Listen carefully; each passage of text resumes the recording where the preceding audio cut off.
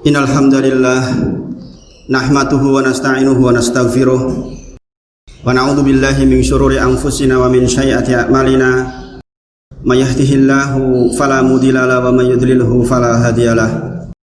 Asyhadu alla ilaha illallah wa asyhadu anna Muhammadan abduhu wa rasuluh. Allahumma sholli ala sayyidina Muhammad wa ala ali sayyidina Muhammad. Ya ayyuhalladzina amanu taqullaha haqqa tuqatih wa la tamutunna illa wa antum muslimun. Wahai sekalian orang-orang yang beriman, bertakwalah kepada Allah haqqa tuqatih, dengan sebenar-benarnya takwa, wa la tamutunna, dan jangan sekali-kali kita meninggal illa kecuali wa antum, panjenengan semua muslimun, sebagai seorang muslim. Ya ayyuhan nasu taqu rabbakumul ladzi khalaqakum min nafsin wahidah wa khalaqa minha zawjaha wa ba'sa minhuma rijalan katsiran wa nisaa'a wattaqullaha alladzi tasaaluna bihi wal arham innallaha kana 'alaikum raqiba. Ya ayyuhalladzina amanu taqullaha wa qulu qawlan sadida yuslih lakum a'malakum wa yaghfir lakum dzunubakum wa may yuti'illaha wa rasulahu faqad faza fawzan 'azima. Subhanaka la ilma lana illa ma 'allamtana innaka antal alimul hakim. Rabbi shrah li sadri wa yassir li amri wa hlul 'uqdatam min lisani yafqahu qawli, amma ba'd. Jemaah salat Jumat yang dirahmati Allah, bersyukur kita kepada Allah dengan ucapan alhamdulillahi rabbil alamin atas semua nikmat yang telah Allah berikan kepada kita, sehingga kita bisa melaksanakan satu di antara kewajiban kita sebagai seorang muslim, melaksanakan salat Jumat secara berjamaah. Dan mudah-mudahan kita memohon kepada Allah, berharap kepada Allah, meminta kepada Allah agar salat Jumat kita kali ini menjadi salah satu salat Jumat yang khusyuk, yang diterima oleh Allah, dan mudah-mudahan menjadi salah satu ibadah yang bisa kita jadikan bekal ketika nanti kita pulang menghadap Allah Subhanahu wa taala. Salawat dan salam kita sampaikan kepada junjungan Nabi besar Muhammad sallallahu alaihi wasallam. Mudah-mudahan dengan salawat yang kita panjatkan akan dikembalikan kepada kita dengan sebanyak-banyaknya pahala, dan mudah-mudahan kehidupan kita selalu diliputi dengan kebaikan.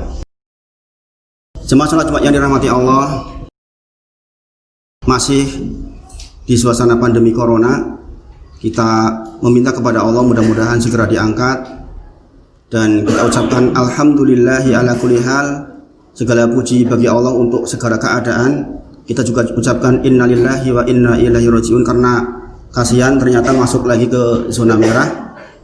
Dan tentu saja ini menjadi perhatian buat kita semua untuk meningkatkan protokol kesehatan kita, diingat kembali tentang masker, jaga jarak, dan yang semisal itu.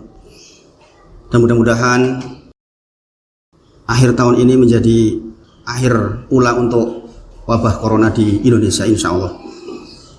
Jemaah salat Jumat yang dirahmati Allah, mengingat banyaknya informasi kematian yang hadir kepada kita, meskipun sebenarnya sejatinya dari dulu pun kematian selalu menghinggapi di sekitar kita, tetapi dengan adanya wabah ini kematian terasa menjadi sangat dekat, karena pengumumannya terus-menerus tidak berhenti-berhenti.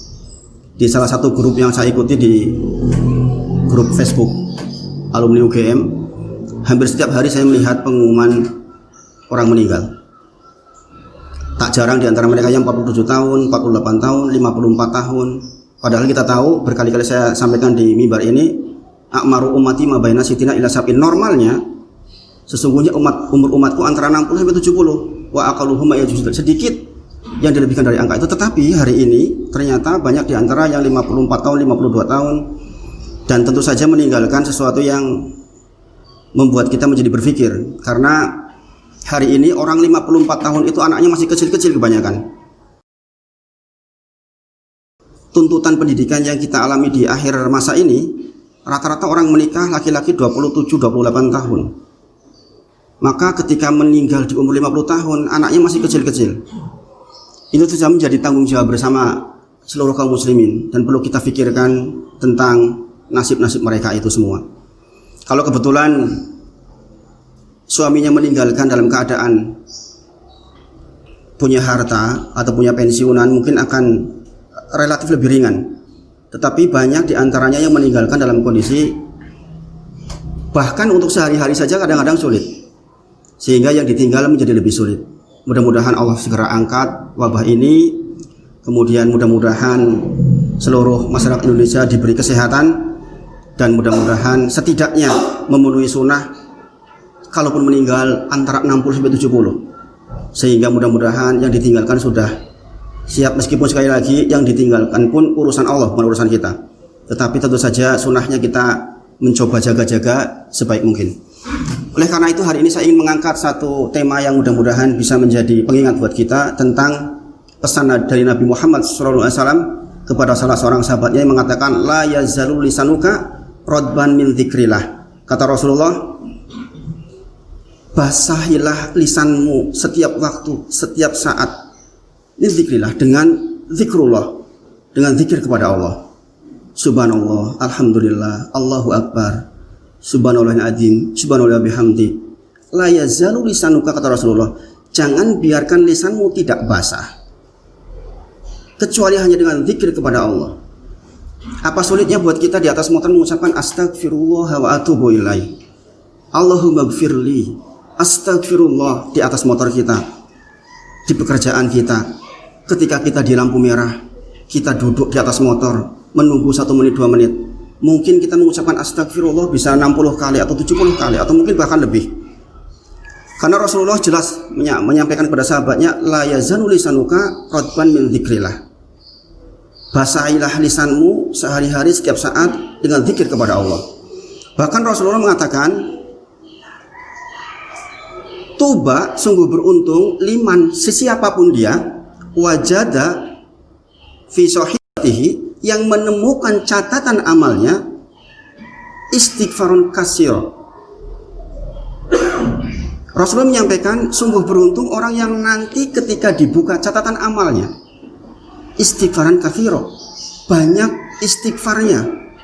Sekali lagi, tuba, sungguh beruntung, liman, siapapun. Kalau liman berarti siapapun, tak terkecuali besar kecil, kaya tidak kaya, tercakup dalam hadis ini. Wajada fi sahibihi, yang ketika dibukakan catatan amalnya kepada dia istighfaran katsiro, mendapati catatannya banyak dengan istighfar, banyak dengan meminta ampun kepada Allah. Dan ini dicontohkan oleh Rasulullah langsung, bahwa Rasulullah pun hari-harinya dipenuhi dengan istighfar. Para ulama menyebutkan, sesungguhnya persoalan kita di dunia dan di akhirat akan sangat mungkin terselesaikan jikalau kita banyak mengucapkan istighfar. Karena ketika ampunan sudah datang kepada kita, maka sesungguhnya Allah akan angkat soal-soal kita.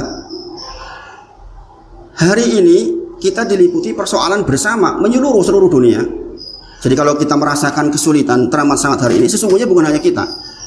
Maka kuncinya adalah istighfarun katsiro, adalah banyak-banyak istighfar. Dan para ulama menyebutkan, sungguh ada ibadah yang sangat besar nilainya di sisi Allah, tetapi jarang orang yang bisa melakukannya, yaitu zikrullah, zikir. Berzikir kepada Allah itu mudah diucapkan di lisan, tetapi sedikit orang yang mendapatkan dirinya bisa terus zikrullah kepada Allah. Oleh karena itu, sekali lagi, mari kita memohon kepada Allah taufik agar hari-hari kita betul-betul lisan kita dipenuhi dengan hanya zikir kepada Allah saja. Dan tentu saja di antara zikir yang sangat diutamakan adalah istighfar.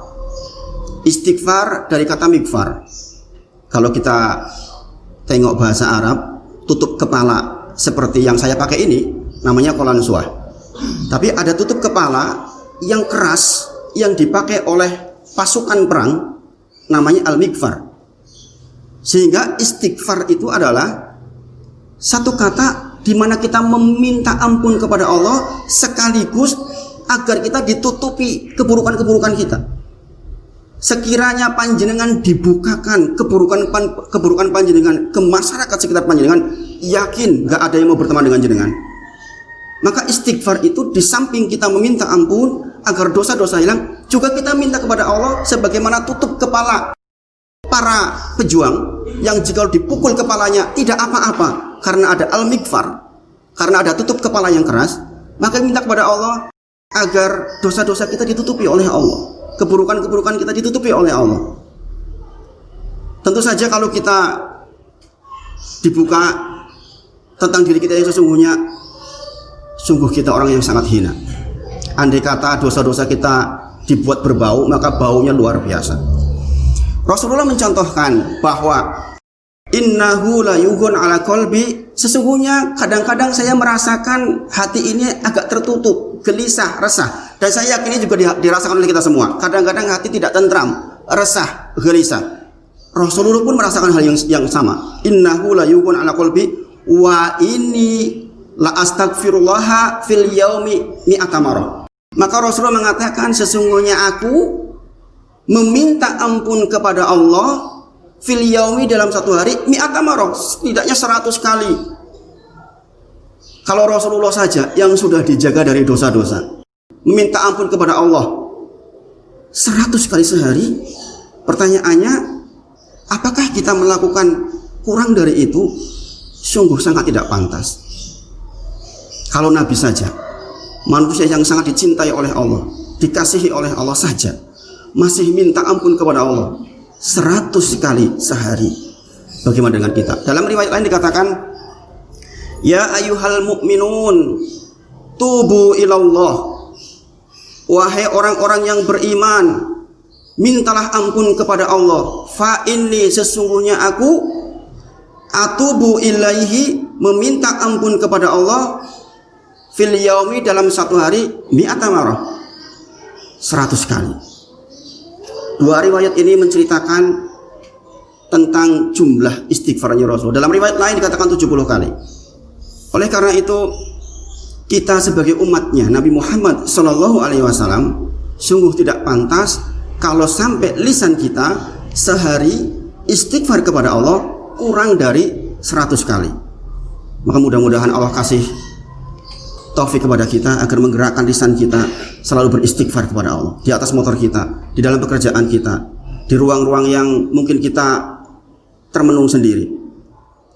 Jemaah salat Jumat yang dirahmati Allah, pertanyaannya, lantas mengapa kita membutuhkan istighfar? Mungkin panjenengan bertanya, untuk apa tuh istighfar itu? Sampai-sampai Rasulullah pun mengucapkannya 100 kali dalam sehari. Maka setidaknya ada 3 alasan ini. Catat betul 3 alasan ini, sehingga kita punya alasan yang kuat untuk melaksanakan, mengucapkan istighfar. Yang pertama, karena banyaknya dosa-dosa kita. Karena banyaknya dosa-dosa kita. Kalau dulu zamannya Rasulullah, orang yang di dalam rumah mungkin sedikit banyak terkurangi potensi mendapatkan dosa. Tetapi hari ini, walaupun kita di rumah, lewat HP kita, siapapun dia yang punya medsos, punya Twitter, punya Facebook, punya Instagram, pastilah dia hari-harinya diliputi dengan dosa-dosanya. Pasti, tidak mungkin kita bisa menghindar hari ini, walaupun kita di dalam rumah kita. Karena hari ini di dalam rumah kita bisa berselancar ke seluruh dunia lewat gadget kita. Melalui apa dosa masuk ke kita? Melalui apa yang kita lihat di medsos, apa yang kita dengar di medsos, apa yang kita baca di medsos, apa yang kita lihat akan mempengaruhi pikiran kita. Para ulama menyampaikan, apa yang kita lihat akan mempengaruhi pikiran kita. Coba jangan melihat di medsos. Mau tidak mau hari ini kita melihat orang-orang yang tidak berjilbab misalnya, itu dosa buat kita. Kemudian apa yang kita dengar akan mempengaruhi hati kita. Apa yang kita baca akan mempengaruhi keduanya, pikiran dan hati. Dan hari ini kita tidak bisa menghindar, karena potensi itu muncul justru dari tangan kita, gadget kita, yang kadang-kadang kita nggak bisa menghindar. Kadang-kadang kita komen ke orang lain, yang komennya bisa jadi menyakiti orang lain. Na'udzubillahi min dzalik. Kemudian alasan yang kedua, mengapa kita membutuhkan istighfar? Karena kita tidak bisa mensyukuri nikmat Allah dengan cara yang semestinya. Itulah mengapa kalau jenengan keluar dari kamar mandi sekalipun, apa yang dikatakan? Ghufronaka, ya Allah, ampunanmu ya Allah, ampunanmu ya Allah. Keluar dari kamar mandi. Mengapa? Bagaimana tidak kita harus mensyukuri kita ke kamar mandi? Bayangkan panjenengan membayangkan orang yang tidak bisa ke kamar mandi, tidak bisa buang air selama 1 minggu. Sungguh sangat menyakitkan dan bisa jadi diedel-edel perutnya oleh dokter. Itu hanya persoalan ke kamar mandi saja. Kita wajib mensyukuri Allah. Dan bisa jadi kita tidak bisa bersyukur dengan cara yang semestinya. Maka mengatakan ghufranaka. Kita minta ampun kepada Allah. Dan banyak lagi hal-hal nikmat. Nikmat mata kita, nikmat hidung kita, nikmat tidak kena COVID. Kita mungkin sulit untuk mensyukuri itu semua. Maka kita ucapkan astagfirullahaladzim, astagfirullah wa atubu ilaih. Alasan yang ketiga, kenapa kita membutuhkan istighfar? Karena sangat mungkin kita tidak bisa melaksanakan ibadah sebagaimana mestinya. Adakah di ruangan ini yang menjamin bahwa sholat saya khusyuk sekali? Tentu saja tidak. Itulah mengapa para ulama menyebutkan di setiap akhir ibadah kita rata-rata kita beristighfar kepada Allah. Contoh, setelah kita sholat selesai, assalamualaikum, assalamualaikum, apa yang dituntut oleh Rasulullah? Kita mengucapkan astagfirullah, astagfirullah, astagfirullah 3 kali. Ketika Aisyah radhiyallahu anha bertanya kepada Rasulullah, ya Rasulullah, siapakah orang-orang yang ketakutan itu? Apakah mereka orang yang mengambil sesuatu, orang yang mengambil hak orang lain? Apakah mereka orang yang mabuk-mabukan? Rasulullah menjawab, tidak. Mereka adalah orang yang sesiangan bersedekah, sesiangan berpuasa, malam harinya mereka tahajud, dan di ujung tahajud mereka mengatakan wal mustaghfirina bil ashar. Mereka itulah orang-orang yang beristighfar di waktu sahur.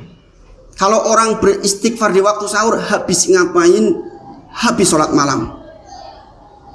Karena mereka merasa jangan-jangan ibadah yang saya lakukan belum memenuhi syarat dan ketentuannya, sehingga mereka minta ampun kepada Allah atas ibadah yang mereka lakukan. Oleh karena itu, 3 alasan ini mudah-mudahan menjadi pengingat buat kita bahwa kita sangat membutuhkan istighfar. Bahkan ibadah haji yang sangat besar itu sekalipun, di ujung ibadahnya setelah di Arafah juga Allah perintahkan istighfar. Keluar uang banyak, nabungnya lama, nunggunya lama, letih, beribadah sungguh-sungguh, pun di ujungnya tetap disuruh istighfar. Summa afidu min haitsu afadha nasu wastaghfirullah innallaha ghafurur rahim. Kata Allah dalam surat Al-Baqarah 199. Ketika engkau bertolak dari Arafah, maka istighfarlah. Karena sesungguhnya Allah kita maha pengampun. Oleh karena itu, ini menjadi pengingat buat kita. Apalagi di musim yang serba kita tidak tahu kapan kita meninggal. Mungkin di sekitar kita orang-orang yang OTG, tiba-tiba kita terkena, na'udzubillah, kemudian kita meninggal di atasnya. Sudahkah kita siap menghadapi itu? Maka seseorang yang istighfarnya banyak, insya Allah adalah orang-orang yang beruntung. Dan sekali lagi sebagai tambahan di ujung khutbah pertama ini, idza jaa nasrullahi wal fath wa ra'aitana sayadkhulun yadkhuluna fi dinillahi afwaja. Terakhirnya apa? Fasabbih bihamdi rabbika wastaghfir innahu kana tawwaba. Jikalau engkau telah diberi kemenangan oleh Allah, orang sudah berbondong-bondong masuk Islam, sudah menang, tugas Rasulullah selesai. Apa yang dikatakan oleh Allah kepada nabinya? Banyak-banyaklah mengingat Allah dan banyak-banyaklah minta ampun kepada Allah. Alasan ketiga, bisa jadi kita tidak bisa melaksanakan ibadah sebagaimana mestinya. Bahkan Rasulullah saja yang seluruh waktunya beribadah, di ujung perjuangannya tetap disuruh istighfar. Maka kita mohon kepada Allah, mudah-mudahan kita terus dipilih oleh Allah untuk bisa beristighfar kepada Allah di setiap waktu kita. Barakallahu li wa lakum fil Qur'anil azim wa na'afani wa iyyakum bima fihi minal ayati wa dzikril hakim wa taqabbala minni wa minkum tilawatahu innahu huwal ghafurur rahim.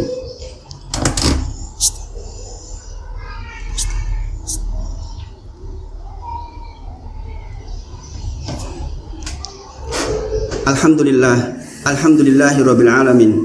Asyhadu alla ilaha illallah wa asyhadu anna Muhammadan abduhu wa rasuluh. Allahumma sholli ala sayyidina Muhammad wa ala ali sayyidina Muhammad. Ya ayyuhalladzina amanu taqullaha haqqa tuqatih wa la tamutunna illa wa antum muslimun. Jemaah salat Jumat yang dirahmati Allah, di khutbah kedua ini saya menyampaikan perkataan Ali bin Abi Thalib radhiyallahu anhu ketika beliau mengatakan, tidaklah datang satu musibah kepada seseorang, kepada suatu kaum, tidaklah datang musibah atau bala kepada seseorang atau suatu kaum kecuali atas dosa-dosa yang mereka buat, dan tidaklah diangkat musibah itu dari suatu kaum kecuali dengan meminta ampun kepada Allah. Oleh karena itu, ini menjadi pengingat buat kita, sebagaimana ketika Allah mengabarkan kisahnya Nabi Nuh alaihissalam dalam surat Nuh ayat ke-10, 11, 12. Faqultu astaghfiru rabbakum innahu kana ghafara. Ini yang dihadapi oleh Nuh itu orang-orang kafir, belum masuk Islam. Tapi apa katanya? Faqultu astaghfiru rabbakum. Saya katakan kepada mereka, mintalah ampun kepada Allah, karena sesungguhnya Allah kita Maha Pengampun. Apalagi kita kaum muslimin, orang Islam. Kalau orang kafir saja disuruh istighfar kepada Allah, apalagi kita. Dan di ayat berikutnya dikatakan, yursili sama'a alaikum midrara. Jikalau engkau beristighfar kepada Allah, yursili sama'a alaikum, Allah akan turunkan dari langit midrara, hujan yang penuh barokah, pertanda rizki maksudnya. Tetapi jikalau engkau tidak beristighfar kepada Allah, maka Allah akan turunkan hujan yang justru jadi musibah buat kalian. Ini ayat yang pendek tapi sungguh dahsyat, luar biasa. Faqultu astaghfiru rabbakum innahu kana ghafara. Katakanlah minta ampun kepada Allah. Yursili sama'a alaikum midrara. Allah akan datangkan kepada kalian hujan yang penuh berkah. Bahkan dikatakan di ayat berikutnya, wa yumdidkum bi amwalin wa banin. Allah akan banyakkan harta kalian dan anak-anak kalian yang soleh. Wa yaj'alakum jannatin wa yaj'alakum anhar. Dan Allah akan berikan, bukakan pintu-pintu rezeki lewat kebun-kebun yang baik dan lewat sungai-sungai yang mengalir. Masya Allah. Maka sekali lagi, mari kita memohon kepada Allah mendapatkan taufik. Dan untuk penutup di khutbah kedua ini, saya sampaikan satu ayat di surat An-Nisa ayat 79. Dan ini menjadi pengingat untuk saya pribadi dan untuk kaum muslimin seluruhnya. Ma asobaka min hasanatin fa minallah. Segala sesuatu yang terkait dengan kebaikan, anak yang soleh, sehat, tidak kena covid, ekonomi masih berjalan, fa minallah. Itu semua dari Allah. Wa ma asobaka min sayiatin fa min nafsika. Dan segala sesuatu yang terkait dengan keburukan, sesungguhnya fa min nafsika, dari perbuatan diri kita sendiri. Oleh karena itu, sekali lagi mohon kepada Allah agar la yazalu lisanuka radban min dzikrillah, sebagaimana pesan Rasulullah kepada sahabatnya, basahilah lisan kita dengan zikir kepada Allah. Dan di antara zikir yang paling baik, salah satunya adalah istighfar, meminta ampun kepada Allah. Aku lupa lihada astaghfirullahi walakum walisairil muslimin innahu huwal ghafurur rahim. Saya beristighfar kepada Allah atas apa yang saya sampaikan, dan saya mengajak seluruh kaum muslim untuk beristighfar kepada Allah, karena sesungguhnya Allah kita Maha Pengampun. Innallaha wa malaikatahu yusholluna 'alan nabi ya ayyuhalladzina amanu shollu 'alaihi wa sallimu taslima. Sesungguhnya Allah dan para malaikat menyampaikan salawat kepada Nabi, maka kita pun sebagai kaum muslimin menyampaikan salawat kepada Nabi Muhammad sallallahu alaihi wasallam. Allahumma sholli ala sayyidina Muhammad wa ala ali sayyidina Muhammad. Allahumma ighfir lil mu'minina wal mu'minat wal muslimina wal muslimat al ahya'i minhum wal amwat innaka qaribun mujibu da'wat ya qadiyal hajat. Allahumma inna na'udzubika min ilmin la yanfa' wa min qalbin la yakhsha wa min nafsin la tasba wa min da'watin la yustajabu laha. Allahumma inna na'udzubika min jahdil bala wa darakis syaqa wa su'il qada wa samatatil a'da. Allahumma inna na'udzubika minal barasi wal jununi wal judami wa sayyi'il asqam. Allahumma rabbana atina fid dunya hasanah wa fil akhirati hasanah wa qina adzabannar wa la dzikrullahi akbar. Aqimis shalah.